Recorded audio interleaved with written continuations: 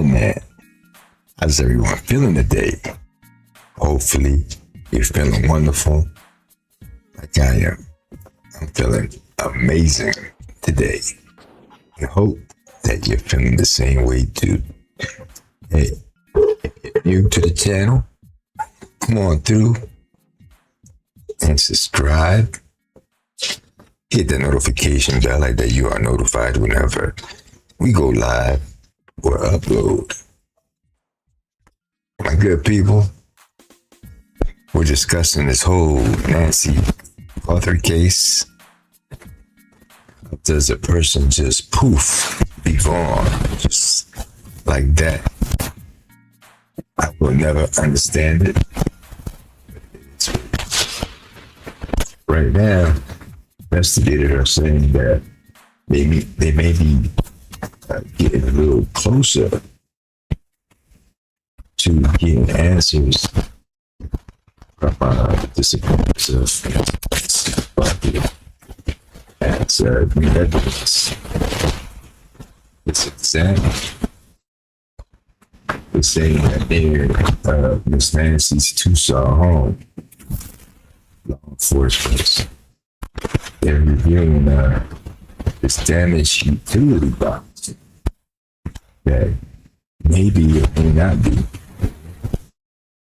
to the outage of the internet that caused the security cameras to be down on that serious night. See, they're saying that potentially affected the video to track that suspect movement on that night. Officials, they're saying that they may be nearing a breakthrough in this case. They have, a lot of other evidence, and they're saying that that's some confidential evidence. Continue to investigate the case.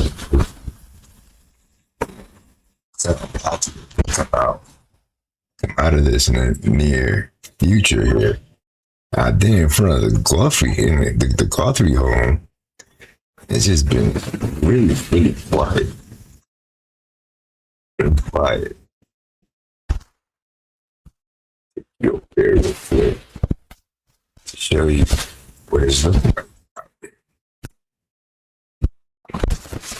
Like this. To the front door, messing with the camera, picking the flowers up and stuff. Said that Nancy was kidnapped from. We're listening to Bed. people's perspectives. If he had Nancy's keys, he could have gone in. JLR, so I'm sure that the Siamese had keys to her house too. I would if it was my mother, in case she fell or something, and I had to get into the house. All right. But you are, Linda, you're doing probably what 20,000 other people are doing in the stream, is watching and seeing everything, and I haven't missed anything. Every day that you've been on, I've watched it. That's pretty much. I mean, because you're knowing details from yesterday. Well, she's watched every detail yesterday. Proves that you've been watching this case, and you're coming up with a theory of what you think happened here. I do want to know, John, personally, where's the proof that she returned home? Now, they don't have to give us that, but I'm sure they have it. Yeah. For them to say definitively that she literally got abducted from her bedroom. I mean, they must have some proof. They haven't shared that. How could they said the garage door was up 2 minutes, okay? Now, are you going to get a woman that uses a cane, which I use a cane, and I know I can't get out of a car and get in my garage and everything, and the door shut back in 2 minutes. If she has to walk with a cane, I'm sure he got out and helped her to the back door. You don't know that. You don't know that. You would think. You don't know that, though. Right, I don't know that. But if she has trouble walking. You do not know that. So, I personally been hearing, conflicting about the extent of her mobility. whether she really needs assistance Right. or whether she can do things on her own. Now, I'm told by neighbors she literally can walk down to the mailbox with, and get her mail on her own. Right. No one here. I'm told Okay. that she can literally go out and run errands, get out of her car, park in the handicap. She got the handicap plate placard, and get out with her walker and go into places by herself without assistance. The question is, though, how fast? Right. How fast? Because it would be interesting to see an actual video of her walking. Just like I want to see a video of Luke walking straight ahead. It would be good to see, because then we can have an understanding about then the debate with the mobility and the 2 minute. Yeah. The 2 minute thing. Right. Because, Linda, she was expected the next day at her friend's house to watch the church service. So she was going to drive to her friend's house and then go in. So she's not bedridden. She's not an Right. invalid. But why didn't she drive to Annie and to Moises? A lot of people don't like to drive at night. Well, I understand that, but you've got to understand she's not going that far. What and about her it's car at the time? Was it in bad condition? Was it running at the time? Yeah, I mean, Does she have it car could have problems? been, there could have been problems there. We don't know that. I'm just saying this is all from what I'm taking, and that, like I said, we don't know exactly what evidence they have, Correct. but for it to be dragging out this long, they're either watching somebody very closely, but I've Or- heard Nano say that they're cleared. I haven't heard the FBI come out and say they're cleared. But the FBI, it's not their investigation, it's the sheriff's investigation. So they wouldn't say anything either way. So, Well, I was watching one of the newscasts. but hold on, address that though, Okay. right? So it's his investigation. Right. So for you to say, well, the FBI hasn't come out and said that, they would not say it one way or the other because it's not their Right. investigation. Okay. Right. So, But I'm not so sure Nanos is completely clean in this. all right. Well, that goes into He another. has shut everything down so much and doesn't want people out searching. He doesn't want anybody doing anything, seems like, to try to help to find Nancy. Why is he shutting down the search so bad? And if he doesn't want them out searching, then he needs to have his people out there on the ground doing it. Why? Why don't we collectively come up with 20 great questions we can ask Nanos? Like 20 great. Like the question we'll go back to Uber. Why did she take an Uber over? That could be. It's very common. But let a lot him of elderly let him people answer. take Uber now. Let him answer. Some of these on the how did Nancy get out of the house? Right. What proof do you have that Nancy returned home that night when she got dropped? There's just a bunch of questions. If we could collectively have a thing, I mean, I'll have no problem emailing him saying JLR investigates. Have some questions, if you don't mind answering. To put the rumors to bed. It might work. Nanos and them might be watching, say these people just know, they just don't know. But hey, maybe if we all actually come up with some questions and we just submit it to them in a media request, maybe we'll get some of these answers. Well, I watch Ashley Banfield every so often also. And she says she has an inside person that is in communication with the people conducting this scene. And she was told that there was blood splatters inside the house identical to the ones on the porch. Now that's interesting. That's interesting. And to Said me, it was the identical blood splatter as to what was on the porch. Nobody bleeds the same way twice. Do you remember, Linda, when that was that she said that? That would have been. Was it this week? Was it 3 weeks ago? Multiple people have said in the chat. I didn't personally see it, but multiple people have said that Ashley had somebody on that said something about blood right inside the door. Well, people have said that. I personally never heard her say it. Linda, what I would. Let me just jump in. Oh, Linda. It was when, Linda? Go ahead. It was. I think it was like 2 days after the blood splatter was seen on the porch by the newscaster. That was the first. So within week, the first week. The first week. Right. What I think is there's two things that I think you read between the lines. One is it's hard to believe that someone's not bleeding inside, and then as soon as they get outside and seemingly are going to put her in a vehicle, suddenly there's blood. So Right. I have said the fact they say they plucked her out of the bed led me to believe there was actually a blood trail, or the fact when they say, like Savannah and the sheriff have said, they plucked her out of the bed, I thought, is it possible they wrapped her in whatever bedding she had and then carried her out from there? That would then lead me to believe that they had actually taken her out of the bed. Because unless Linda, you believe, which I don't believe they said, all right, here we go, Nancy, step one, step two. Like, I don't think they're walking her out.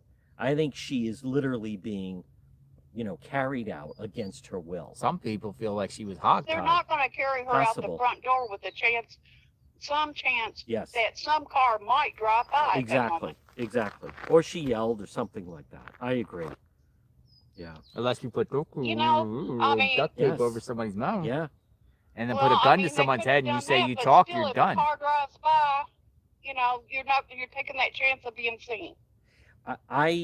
I would tend to, as gory as it is, but I would tend to think that she was wrapped and tied inside. Here's the deal, though. It's so dark out here. Even if a car drove by and there was something going on in the driveway, they're not going to see it.